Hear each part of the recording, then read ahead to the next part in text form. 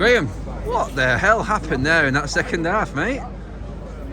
Well, you've got a different narrative coming in. You're picking holes in what you've done wrong, and you're preparing yourself to come out and probably giving a few wagging fingers at certain players. But not only goals change games, but situations change games, and once again we have a manager who pulls a rabbit out of a hat. Talk about the substitution. Out of absolutely nowhere. Nobody, I've said it off camera, I'll say it again, nobody saw Anthony for McTominay. Nobody saw it.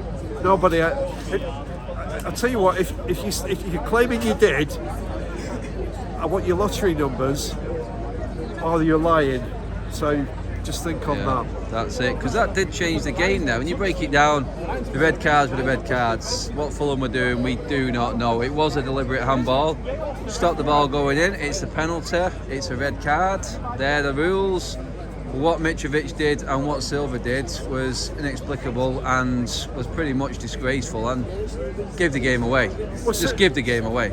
Silva, like you said on the reel, Silva was sent off before his two players.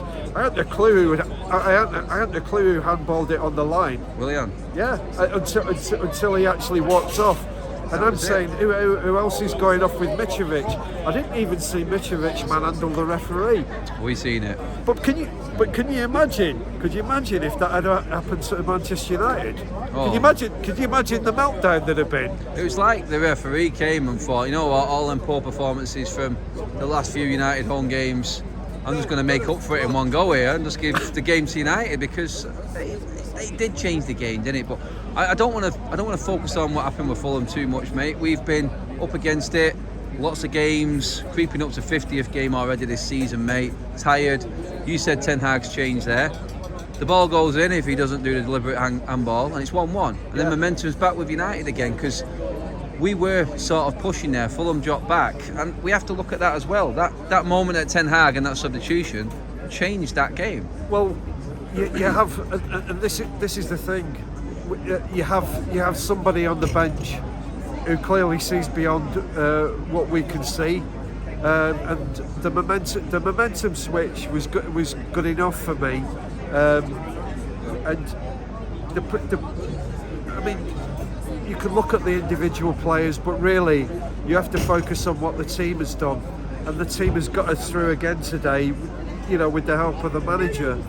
And it's just amazing when you play that amount of games, and fatigue is an issue, and the fact that you're bringing in players who don't particularly fit in, or you think don't particularly fit in, and they contribute to lesser or greater extents, but it's got us into yet another semi-final. It's a fantastic habit to have.